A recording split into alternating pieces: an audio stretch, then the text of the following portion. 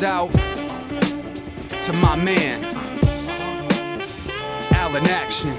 Yo, it goes, cause he's a man on the move and got a lot up on his daily plate to handle and do. Plus any venture that assumes not a standard pursuit, cause he's a family man, promoter and manager too. Business owner, entrepreneur that just rambling a few.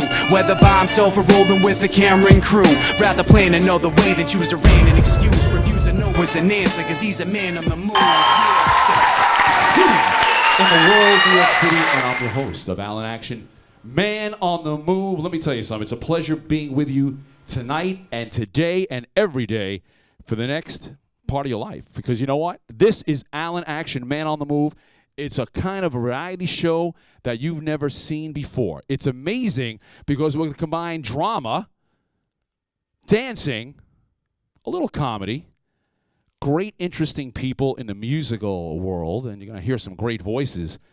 And you're going to hear a little bit of me and what I'm doing at the New York State Arts Bank, a nonprofit in upstate New York that's making amazing movements by putting the first pro-black American baseball player that no one ever knew who he was, and now he's in the Hall of Fame because of us. And his name is Bud Fowler. But right now, without any further ado, we're going to introduce the first part of our show, which is a drama about an iconic American figure. You know who she is, Marilyn Monroe. She had two loves, Arthur Miller, and who else? Think about that. One of the greatest baseball players of Yankee folklore. His name, Joe Dimaggio. They meet at a fictitious meeting in a known bar called the Bull and Bear Bar at the Waldorf Astoria. One night in the mid-'60s, maybe '70s, when Joe Dimaggio had his Mr. Coffee run. You're going to see it right now, and I want you to understand the power of the show, written by Sean Lynch and co-produced by Allen Action. Here it is, everybody. Enjoy. It reminds me of Wally Pipp. You're probably too young to remember. He's the life of the party, that guy. He loved his hooch, loved the ladies. We loved to gamble. Solid first baseman. Anyway, one day he shows up for an afternoon game in the Bronx. It's the middle of July. He's sweating, hungover, miserable, nearly busted. It's not one of his best days. So he asked the manager if he could sit the game out. So Mike pulls his kid up off the bench as a replacement. Figure the kid's got some talent, see what he can do. You know what his name was? Mel Ott. You wise ass. Who the hell do you think I am, Grandpa Moses? No, it was none other than a young Lou Gehrig. Well, Christ almighty. Not even Christ himself would have believed it. It's funny, I never saw Wally in the Bronx again. Yogi saw him in an airport in Tampa a few years ago. He was selling insurance. It's a steady living. Yeah, but you know what it ain't. Well, it ain't holding first base for the Yankees, but then again, sir, what is? You got that right, kid. Hit me again, Enid. What is that? Irish? French? Welsh. Okay. So my mom was Welsh, my dad was Irish. Now my mom says that it's Welsh for the soul, but my dad says that Enid means Belfast shotgun wedding baby circa 44. So you're 24. Wow. A lovely, funny, fiery lass of 24. Grazie, Signora Dimaggio. Call me Joe. No need to be so formal. I shit the same color as you, kid. I see you have a touch of the poet in you. Now, remind me to sew that on a pillow. Don Rickles over here. I'll be here all week, folks. Now try the veal. I tell you what, those Madison Avenue pricks offered me for that, what do you call it, the coffee thing? The TV commercials? Yeah. Oh, they call it Mr. Coffee. They got me hawking it on TV. Sounds like a Jim Dandy payday. It ain't 2 bits. Yeah, I can imagine. I tell you, it's a genuine pain in the ass, though. I mean, they had you say 1 or 2 lines, but you got 5 suits, 3 lawyers, and some fruit sitting 20 feet from the shoot. They all want to put their beaks in and suggest a different way how to say these 2 or 3 lines. I ain't exactly Brando, so. You know what? Actually, I saw one on the TV the other day. It was on in the middle of the Brady Bunch. You look great. I sound like a schmo. Hey, people like to see you. They trust you because you're a legend. Now people pay you for the trust. Yeah, I suppose. Seems like a dishonest way to turn a buck. Beats pulling pints in a hotel. It ain't all bad. Oh yeah, well some days, it's just downright swell. Now, did I ever tell you about the time that I met Joe Dimaggio? I'm gonna come back there and put my foot in your keister, you Weisenheimer. You meet a hell of a lot of ball players behind the bar? Yeah. Some. Plenty of Broadway folks. They got some playwrights staying here and lots of buffo actresses. Oh, one time. Kirk Douglas. It ain't dull. You know who could really throw him back like the Dickens was Jackie Gleason. Uh-huh. Barrel of laughs. Life of the party. He really had me going one night at Toots. Was it? No, is that the 21 Club? Oh, just landing the wisecracks left, right, and center. Singing dirty Irish limericks so it works. And Gleason, wow, yeah, must have been just something. I tell you, you take a gorgeous lady out for a steak, a bottle of bubbly, and a joint like that, with all the movie stars and the ball players and the pop singers. Next thing you know, A home run? Is it too late? Do you, No. We don't shut for a wee bit. Here, pull up a stool, tell me your troubles, and I'll pour you some hooch. Glad to hear it. That was not the case in Boston. They nailed the doors shut at 1 a.m. up there. Yeah? That where you're from? Technically, Connecticut. I was doing a preview of a play in Boston. Oh, yeah? You a director? I mean, you look like a famous director. nah, he's a playwright. He wrote a bunch of Broadway stuff, like Death of a Salesman and The Witch Trials. The Crucible?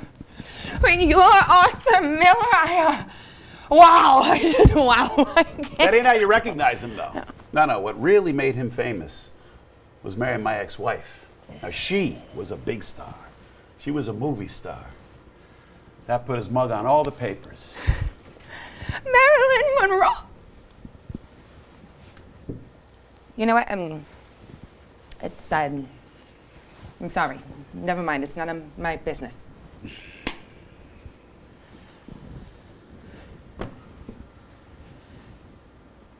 Hi, Joe. It's strange. Every time I come into the city, I always wonder, is today the day I'm going to run into him? Yeah, law of averages makes sense. Would you prefer I leave? Nah, it's a free country. You stay at the hotel, knock yourself out. May I buy? Don't push your luck. All right. I haven't paid for a drink since V-Day. And it ain't because I'm a cheapskate. You can keep your money. I got plenty. I believe that. I saw you on the television. Look, I don't mind if you stay for a drink. But if you don't mind, I'd like to sit here and enjoy my... Of course. Could I get a gin and tonic, please? Fine. Please.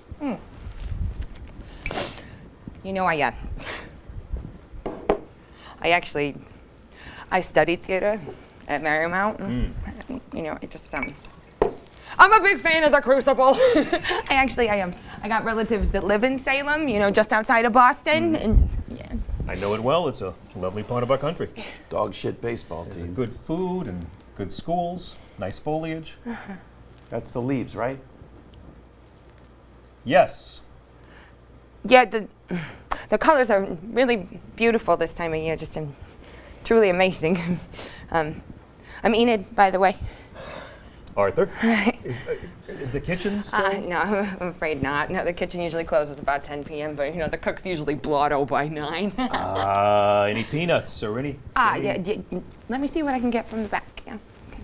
Oh wait, Joe, can I get 20 cc's of a hooch stout? 2 swigs of the rock gut and stat? That's my girl. Aww.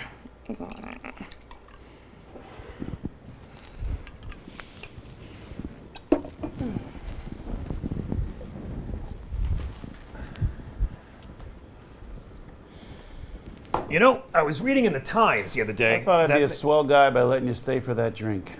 You're going to allow us to set up a polite conversation. I don't recall asking for your permission to stay. I asked if my being here upset you. Is that what you said? That was my intention. Yeah. That ain't how you phrased it. You really missed your calling as a lawyer. And you really followed your calling as a bully. What is the idea here? You egg me on till I break your schnoz and then what? You sue me? Unlike everyone else in your life, I'm not in awe of you. And I'm not afraid of you. I came in for a drink, you happen to be here. Well, that may be unfortunate. Now, what is this? What? This. This what? Did you know I was in here? I don't care that you're in here. I'm in town for a premiere. I came for a... What'd you do, another exploitation piece on her? I based one character in one play. It was very disrespectful. You're going to criticize my process. You said hurtful things about a woman I loved. I said truthful things about a woman I loved. Now, I'm very sorry if you found it to be unfair or untrue. I tried to be honest. I had real feelings for her, Joe, but you had to know. Trying to love her was like trying to pin down a cloud. There was no way any one person could compete with her love affair with 1,000,000 eyes and 100 cameras. No one could compete with her love with me. You said with. Why not for? What is that, some kind of barstool shrink bullshit? I have no doubt about the sincerity of your feelings for You Marilyn. say her name out loud once, it's Knuckles. If you're such a tough guy, then you ought to be man enough to admit the truth. Yeah, whose truth? That it was a lot. It took a lot out of you, loving her. It was worth every scar. I'm not sure I agree. That's because you never loved her. You just wanted her. Everybody just wanted a piece of her. Me, I wanted to take care of her, to protect her, to cherish her. Sounds like an inscription on a gilded cage. Well, what did you want? I foolishly thought I could save her.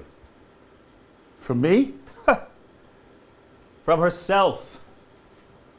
But people aren't the answer.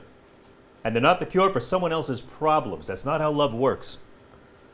Yeah, well, if you're so wise, how come you failed at loving her? Love can't fix anyone. It helps, it heals. But it's not a cure. No. If we were still together, she'd be here right now. I know that. You know, that sounds like a very cruel thing to do to yourself, Joe. You don't know that. No, you don't fucking know! No, we knew, Joe. Oh, I think we both did. We knew. But who's to say between all the years of childhood abandonment, the adolescent sexual abuse, the booze, the drugs, the sheer pressure of being her? I gave her a way out. Under lock and key, you did. You're talking dangerously out of your ass. No, Joe, no. I talked to her for hours. That's how our relationship began. First in letters, then later on the telephone, and then, years later, in person. She told me everything. She trusted me.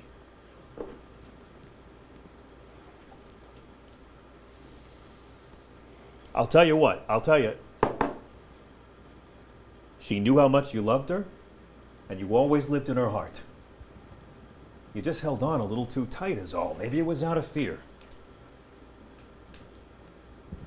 Maybe I saw it was coming. Maybe. There's times I thought she did too. Yeah, well, you didn't think twice about tossing her aside when you were done with her. She told me that. No. When we were shooting The Misfits, I met someone. She was kind, she was mature,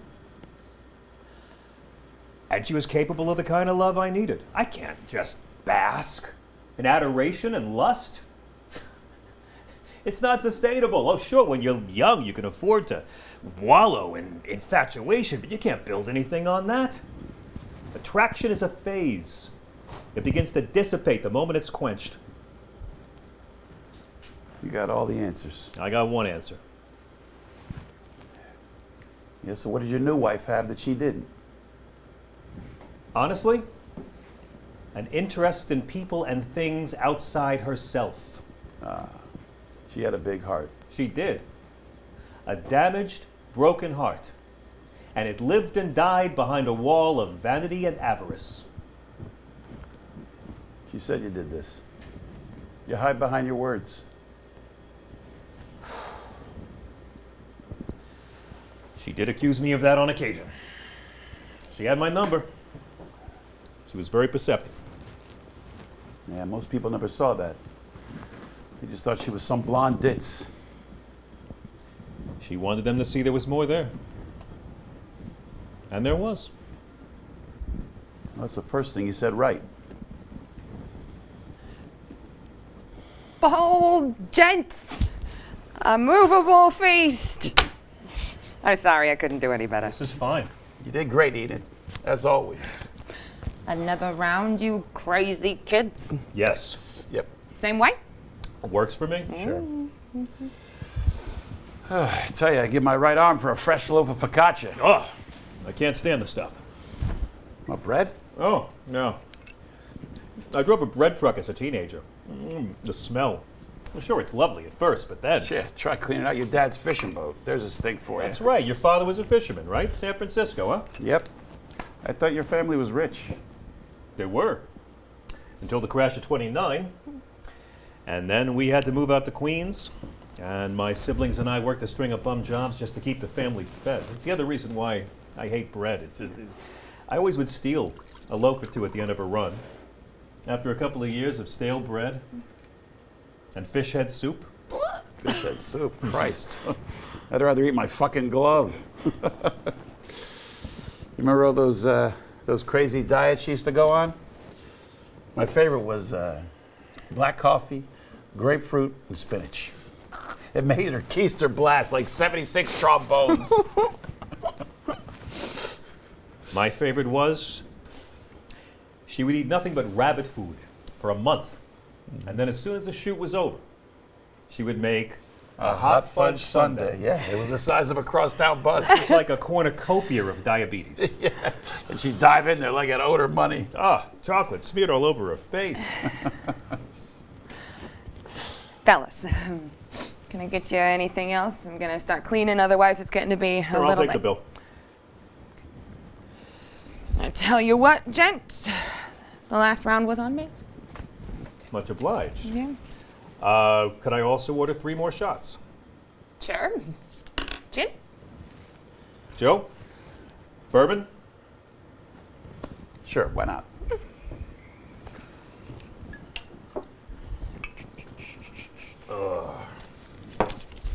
Keep the change. Are you sure? I mean, thanks. Eat it. Don't forget this. Whoa! Jackpot! Now I can finally get that new blow dryer. I mean, you guys, you're too kind to me now, honestly. One of these is for you, Enid. Better knock it back before the boss sees me drinking. Again. To absent friends. To Norma Jean. Amen to that, gents. Now, if you don't mind, I'm just gonna finish cleaning up. Okay.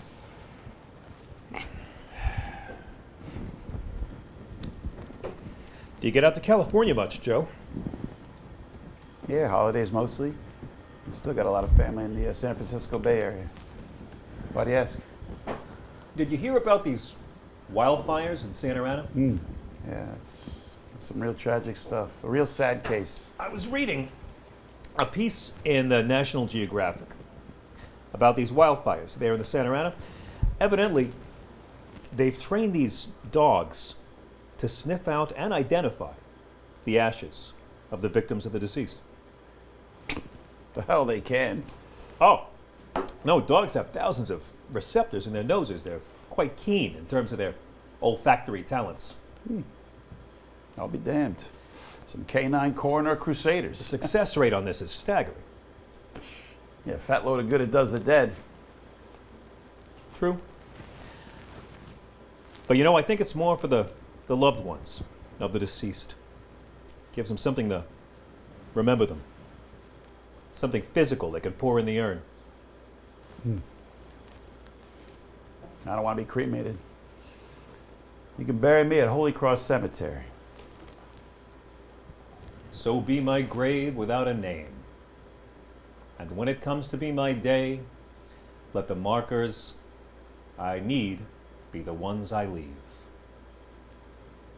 Have you been to her grave at Holy Cross? I bought the plot. I paid for the casket, the stone, the funeral. A lot of people showed up. I didn't see you there.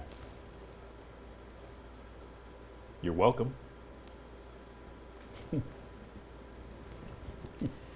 You know, when I was a boy studying the classics, I came across the work of the Fugelsang. It contains the oldest recorded joke ever known to man. It's stayed with me all these years. Joke still got legs? Oh, it's a pip.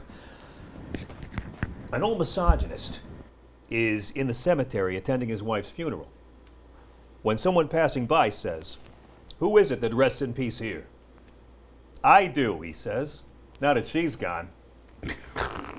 Rim shot. Followed by a couple raspberries. Lord knows how it was received in its day, but the words have endured the centuries. And the author's name, too.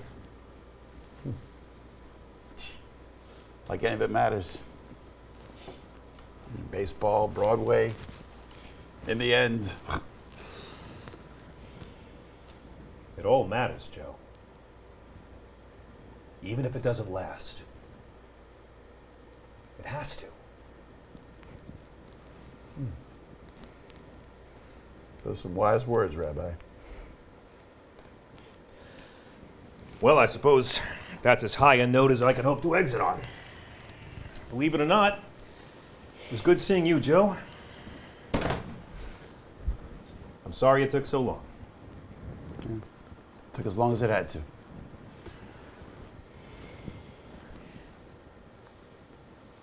Do you think she remembers us? Oh, I think she remembers us.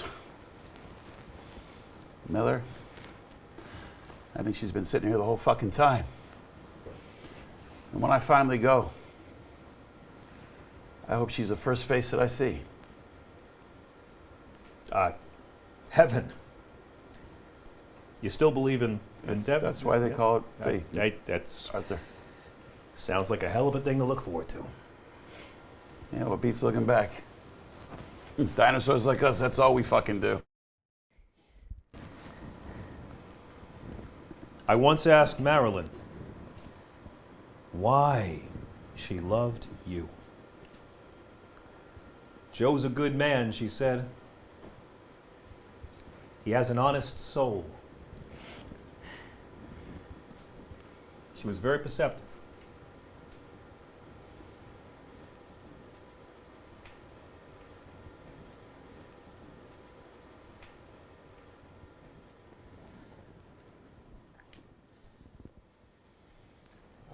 Yeah, just, I think I'm good, no more. I know. I know.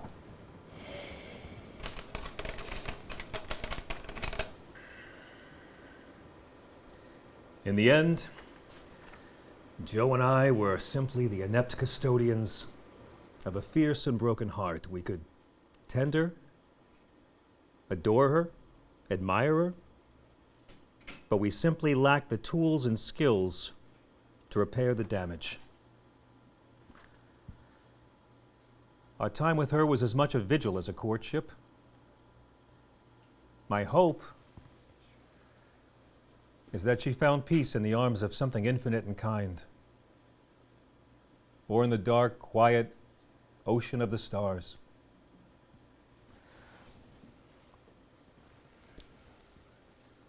They say that every night star in the sky is already dead, and what we perceive to be a tiny twinkling beacon is actually the funeral pyre of a dying star, taking one last final bow and leaving tiny illuminations in its wake.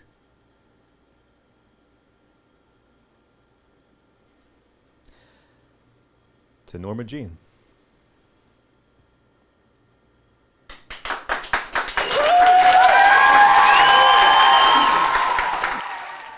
Okay, ladies and gentlemen, it's nothing like having a variety show with America at the forefront.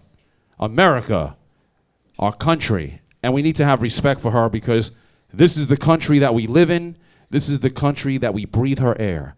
So right now, I'm going to introduce one of my favorite guests. This is Mr. D-Dub, and he's singing a great song that we hear at Yankee Stadium all the time, God Bless America. As the storm clouds gather across the sea, let us pledge allegiance to a land that's free. Let us all be grateful for a land so fair as we raise our voices in a solemn prayer. God bless America, land that I love. Stand beside her and guide her through the night with the light up above. From the mountains to the prairies, to the oceans wide with foam. God bless America, my home, sweet home. God bless America, my home, sweet home. Go Yankees! Yeah! That's what I'm talking about, yo. Nice job. Very nice job. Had a great time, everybody. Allen Action, Man on the Move. This is the first episode. We got a lot more coming your way. Stay tuned. Peace out, everybody. The song is called Man on the Move. Yeah. For everybody, this is the first official episode of Allen Action's new show. The song goes out. Yeah. So like his name, he always stays on the move, cause he knows that every dog has his day and he's due. Yeah, yo, cause he's a man on the move and got a lot up on his daily plate to handle and do. Plus then he ventured out assumes not a standard pursuit, cause he's a family man, promoter and manager too. Business owner, entrepreneur that just rambling a few, whether by himself or rolling with the camera and crew.